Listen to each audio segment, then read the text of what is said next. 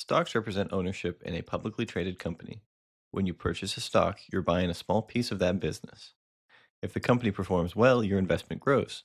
You can also earn dividends, which are cash payments made by the business to stockholders. Bonds. Bonds are a type of loan you give to a government or corporation.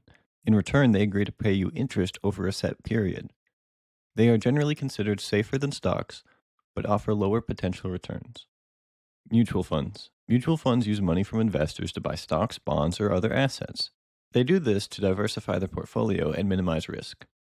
ETFs, exchange traded funds, are like mutual funds but trade on stock exchanges throughout the day. They're often lower in fees and more flexible than traditional mutual funds. You can buy or sell them just like a stock. Index funds. Index funds are used to track the performance of a specific market index, like the S&P 500, which tracks the 500 largest US companies.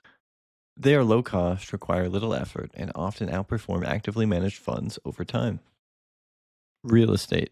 Investing in real estate means buying properties to generate rental income or flipping houses and selling them at a profit.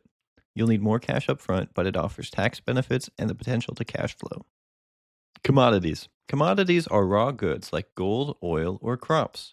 Prices fluctuate based on supply and demand and can swing wildly based on world events. Farmland. Investing in farmland means owning land that produces crops or livestock. You can earn returns through rent and land appreciation. It's an asset that has historically outperformed inflation. Collectibles. Collectibles include valuable art, vintage cars, or rare trading cards. These assets gain value over time if demand rises, but they're risky and hard to value. Cryptocurrency. Cryptocurrencies like Bitcoin or Ethereum are digital currencies that use blockchain technology. They're decentralized, very volatile, and driven by supply, demand, and general sentiment. Some people see these as the future of money, others see this as purely a speculative investment. NFTs, non fungible tokens, represent ownership of digital items like art, music, or collectibles.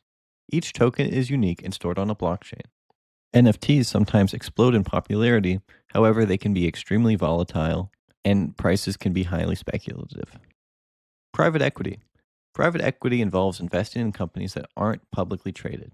Usually done by wealthy individuals or large firms, it involves buying and improving or selling companies for profit. It is not easily accessible to everyday investors, but can provide very large returns.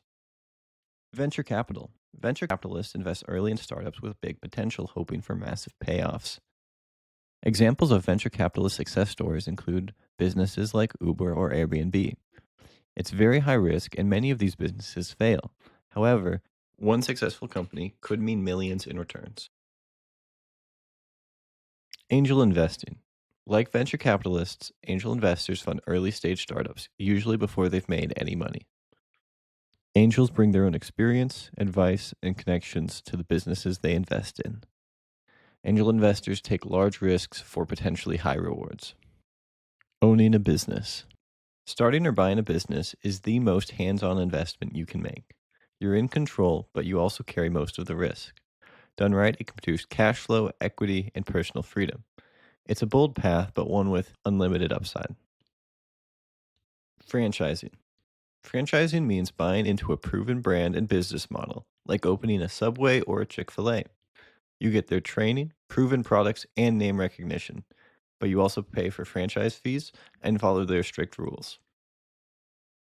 Royalties. Royalties are passive income from intellectual property like music, books, or patents.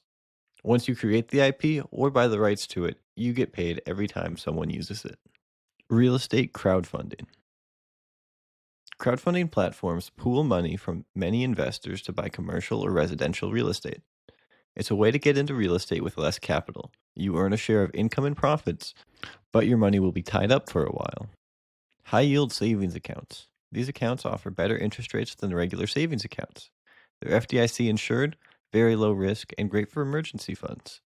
Returns are low, but your money is safe and easily accessible. Treasury securities. These are government issued bonds like T bills and T notes.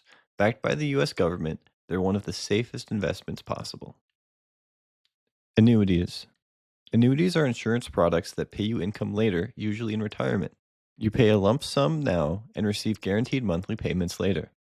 These sometimes include options to protect against inflation. Options trading.